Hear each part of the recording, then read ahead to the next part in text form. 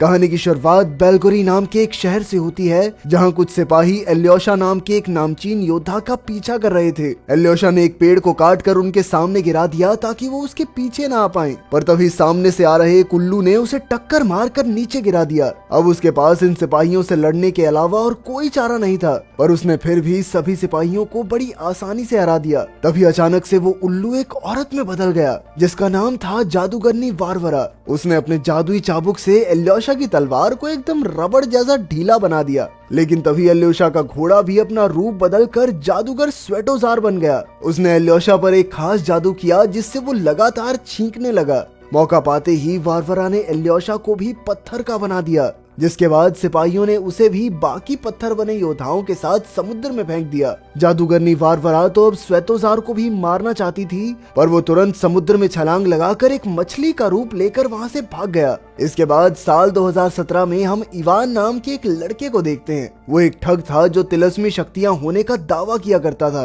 एक दिन अचानक से उसके पास एक बूढ़ी औरत आई, जिसने इवान से कहा कि बहुत जल्दी वो दूसरी दुनिया में जाने वाला है, जहां उसके साथ बहुत अतरंगी चीजें होंगी। पर इवान ने उस बूढ़ी औरत की बातों पर ज्यादा ध्यान नहीं दिया। अगले दिन एक औरत ने इवान से मदद मांगते हुए कहा कि वो अपनी तिलस्मी शक्तियों की मदद से उसकी भतीजी को कोमा से बाहर ले आए। इवान एक ठग जरूर था, लेकिन वो किसी की जिंदगी के बारे में झूठ नहीं बोल सकता था, इसीलिए वो चुपचाप वहां से निकल गया। वहां से बाहर निकलते वक्त इवान को अपने बचपन का एक हादसा याद आ रहा था। बचपन में इवान एक अनाथ आश्रम में रहता था, जहां बाकी बच्चे उसके जादू पर विश्वास की वजह से उसका बहुत मजाक उड़ाते थे। एक रात उन्होंने इवान को कमरे में काफी देर के लिए बंद कर दिया। बहुत देर तक चिल्लाने के बाद भी जब कोई उसकी मदद करने नहीं आया, तो उसने उस दरवाजे को एक सुई की मदद से खोलना शुरू कर दिया। बाहर आने के बाद उसने सुई से उन सभी बच्चों के कंबल उनके बिस्तर के साथ सील दिए, और सुबह जब उनकी नींद खुली तो उनमें से कोई भी अपने बिस्तर से उठ नहीं पा रहा था, जिसके बाद सभी बच्चे उन पर हंसने लगे।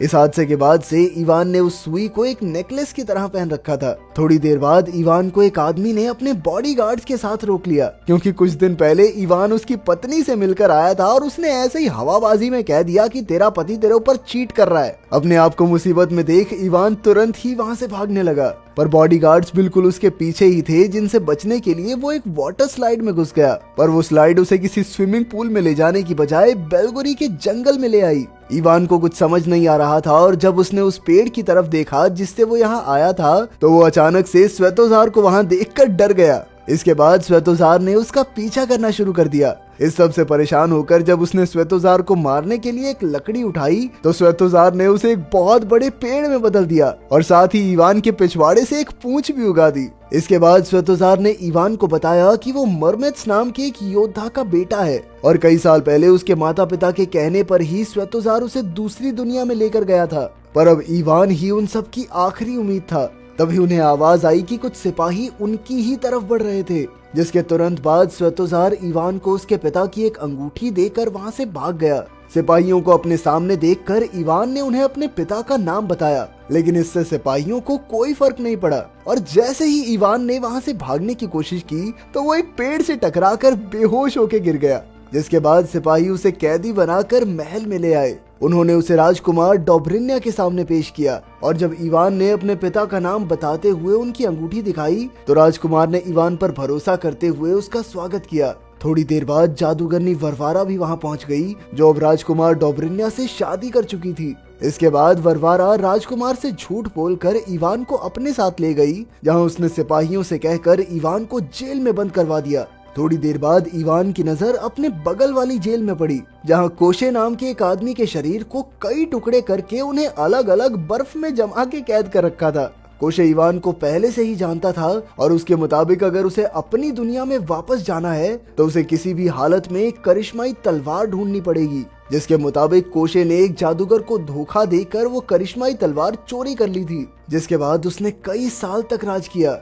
साथ ही उसकी आत्मा एक खास पत्थर के अंदर कैद थी, और जब तक वो पत्थर सही सलामत है, उसे कोई नहीं मार सकता। एक दिन कुछ योद्धाओं ने उसकी वो करिश्माई तलवार छीन कर कहीं छिपा दी। साथ ही उस पत्थर को भी तलवार से अलग कर दिया गया था। मौजूदा समय में वो पत्थर राजकुमार डोबरिन्या के पास था, जिसने कोशे को जेल भेज दिया। तभी सैनिक कुछ और कैदियों को भी वहां लेकर आए, जिनमें कैदी बाबा यागा नाम की एक बूढ़ी जादूगरनी भी थी। जब एक सैनिक इवान के सामान को देखने में व्यस्त था, तभी बाबा यागा ने अपनी जेब से एक मेंढक निकाला, जिसने थोड़ी देर में ही विसिलिया नाम की एक लड़की का रूप ले लिया। उसने उस सैनिक की शराब में बेहोशी की गोली मिला दी। उसके बेहोश होते ही विसिलिया ने तुरंत ही बाबा यागा को आजाद करवाया, जिसके बाद वो दोनों मिलकर कोशे को आजाद करने में लग गए। ये सारा प्लान बाबा यागा ने कोशे को आजाद करने के लिए ही बनाया था। पर जैसे ही वो तीनों वहाँ से निकलने लगे तो इवान ने कहा कि भाई मुझे भी ले जाओ प्लीज। थोड़ी देर बाद वो लोग मान भी गए, लेकिन निकलते वक्त इवान ने गलती से जेल का अलार्म बजा दिया, जिसके तुरंत बाद बहुत सारे सैनिक वहां पहुंच गए। पर जहां एक और विसिलिया और कोशे उनकी हड्डी बसली एक कर रहे थे, वहीं बाबा यागा तो अपने मुंह से एसिड फेंककर सैनिकों को मार रही थी। और जब एक सैनिक इवान पर हमला करने के लिए दौड़ा तो इवान ने अपने फोन में उसकी फोटो खींचकर कहा कि ये देख तेरी आत्मा कैद कर ली मैंने इसमें। वो बेचारा तो डर के मारे सुन्न ही पड़ गया। लेकिन जैसे ही इवान उसे जेल में बंद करके भागने लगा तो सैनिक ने उसकी पूंछ खींच दी। आखिरकार वो चारों जैसे तैसे जेल से सही सलामत निकलकर बाबा यागा की हट में पहुंच गए, जो अपनी ताकतवर टांगों की मदद से भाग सकती थी। सैनिकों ने उस हट को पकड़ने की बहुत कोशिश की, लेकिन बाबा यागा हर बार कोई ना कोई जादू करके उन्हें बचा लेती। अगली सुबह जब वो लोग सैनिकों को पीछे छोड़कर जंगल के बीच पहुंच गए तो बाबा यागा ने इवान को कुछ सामान लेने के लिए हट में भेजा, पर उसने गलती से हट में आग ही लगा दी। जिसके बाद उन सब ने आग बुझाने की बहुत कोशिश की, लेकिन आखिरकार वो हट वहां से भाग ही गई। थोड़ी देर बाद वो लोग उस करिश्माई तलवार को ढूंढने के लिए फिर से निकल गए और रास्ते में उन्होंने काफी सारी तस्वीरें भी खींची। उधर वरवारा और उसके सैनिक भी इवान और उसके साथियों को ढूंढने में लगे हुए थे। थोड़ी देर बाद इवान और उसके साथी डेथ रिवर के पास पहुंचे, जिसे पार करने के लिए उन्हें वोडा नाम के एक मरमैन की मदद चाहिए थी। इसीलिए बाबा योगा ने एक सुंदर लड़की का रूप लेकर मरमैन से मदद मांगी, जिस पर लट्टू होकर वो भी 1 मिनट में तैयार हो गया। उनके वहां से निकलते ही वरवारा भी वहां पहुंच गई, जिसने जादू से ये पता लगा लिया कि आखिर वो जा कहां रहे हैं। काफी देर तक चलने के बाद इवान और उसके साथी डेथ रिवर तक पहुंच ही गए, जो काफी सारी खतरनाक पिराना मछलियों से भरी हुई थी। वोडा ने नदी में कूदकर बात करने की कोशिश की, पर काफी समय से उसके यहाँ पर ना आने की वजह से नदी ने उसकी बात सुनना बंद कर दिया था। ये सब देखकर विसिलिया को बहुत गुस्सा आया, क्योंकि अब उन्हें कोई और रास्ता नहीं दिख रहा था और इसी वजह से कोशे और उसके बीच बहस भी शुरू हो गई। और इवान ने सही समय पर बीच में आकर दोनों को शांत कर दिया। विसिलिया का मूड ठीक करने के लिए इवान उसके पास एक खरगोश लेकर गया, पर जैसे ही विसिलिया ने खरगोश को पकड़ा तो उसकी नजर खरगोश की आंखों पर पड़ी, जो चमक रही थी। वो तुरंत ही खरगोश को फेंककर उसे मारने के लिए आगे बढ़ी तो वो खरगोश तुरंत ही वरवारा में बदल गया, जिससे बचने के लिए वो दोनों तुरंत ही अपने साथियों की तरफ भागे। वरवारा का पता चलते ही उन सभी ने कुएं में छलांग लगा दी और बाबा यागा ने छलांग लगाने से पहले उस कुएं का रास्ता भी बंद कर दिया। पर कुएं में कूदते ही बाबा यागा का असली रूप वोडा के सामने आ गया, जिसे देखकर उसे बहुत गुस्सा आया। चीटिंग करते हो तुम लोग, चीटिंग हुई है मेरे साथ। पर वो फिर भी जैसे तैसे उनकी मदद करने के लिए तैयार हो गया। इसके बाद वोडा ने पूरे कुएं का पानी अपने पेट में भर लिया, ताकि इवान और उसके साथी खुफिया रास्ते से निकल सकें। उनके वहां से निकलते ही वरवारा भी वहां पहुंच गई, जिसके मुंह पर वोडा ने पानी फेंक दिया और इस बात से गुस्सा होकर उसने वोडा को पत्थर का बना दिया। लेकिन तभी उसके पेट से पानी की ऐसी बौछार हुई कि वरवारा बाहर आकर गिरी। उस रात खाना खाते वक्त इवान ने अपना खास नेकलेस विसिलिया को तोहफे में दे दिया। अगली सुबह जब इवान की आंख खुली तो वरवारा और उसके सैनिकों ने उन पर हमला कर दिया, जिससे बचने के चक्कर में विसिलिया खाई में गिर गई। सभी को लगा था कि शायद वो मर गई, पर असल में वो एक मेंढक का रूप लेकर इवान के नेकलेस के साथ चिपकी हुई थी। वहाँ से जाने से पहले इवान ने उसकी आवाज भी सुन ली। इसके बाद वरवारा इवान को उस पहाड़ पर लेकर गई जहाँ वो करिश्माई तलवार थी। उस पहाड़ पर बहुत सारी तलवारें गड़ी हुई थी, इसीलिए वरवारा ने इवान को उसमें से सही तलवार निकालने को कहा। इवान ने उसे धोखा देकर वहाँ से भागने की कोशिश की, पर वरवारा ने उसे रोकने के लिए जादू का इस्तेमाल किया, जिससे डर कर इवान ने एक तलवार उठा ली। लेकिन वो मामूली सी दिखने वाली तलवार अचानक से वही करिश्माई तलवार बन गई। इसके बाद इवान ने तुरंत ही अपने साथियों को आजाद करवाकर वो तलवार कोशे के हाथ में दे दी।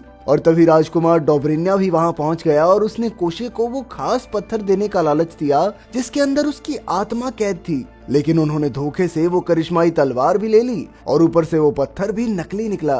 पर तभी विसिलिया ने बीच में कूदकर डोब्रिन्या को नीचे गिरा दिया, जिससे इवान को वो तलवार उठाने का समय मिल गया। अब सभी लोग लड़ने के लिए तैयार थे, पर तभी इवान ने उस तलवार से एक गोला बनाया और वापस अपनी दुनिया में कूद गया। इस धोखे से गुस्सा होकर विसिलिया ने उसका दिया हुआ नेकलेस भी उसी की तरफ फेंक के मारा। इवान ने अपनी दुनिया में खुश रहने की बहुत कोशिश की, लेकिन अपने दोस्तों की चिंता उसे सताए जा रही थी, इसीलिए उसने वापस उसी दुनिया में जाने का फैसला किया। पर इस बार जब वो वाटर स्लाइड में गया तो कुछ भी नहीं हुआ। पुलिस ने उसे पकड़कर जेल में डाल दिया, जहां स्वेतोजार पहले से ही बंद था, पर वो अपनी छड़ी के बिना जादू नहीं कर सकता था। इसीलिए इवान ने पुलिस वाले को बेवकूफ बनाकर स्वेतोजार की छड़ी उसे वापस दिला दी। इसके बाद स्वेतोजार ने उसे वापस भेजने के लिए एक गोला बनाया और जाने से पहले उसने इवान को एक खास मिट्टी भी दी, जो उसे जेल में कैद ड्रैगन्स को खिलानी थी। इवान तो निकल गया, पर पुलिस वालों ने स्वेतोजार को पकड़ लिया। महल में पहुंचकर जब इवान ने ड्रैगन्स को देखा तो उसका दिमाग खराब हो गया,